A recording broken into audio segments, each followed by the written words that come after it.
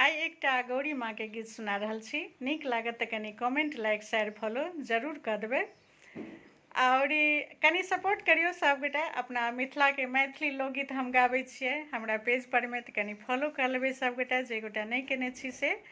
और अपना मैथिली लोकगीत के कनि सुनियो सबगोटा।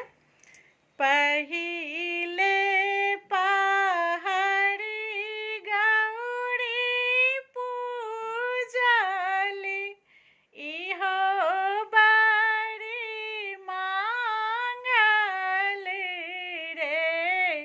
पहिले पहाड़ी गौरी पूजली, इहो बड़ी मांगल रे। आहे मांगल जनकपुर नैहर, सासुर अयोध्या सन हे।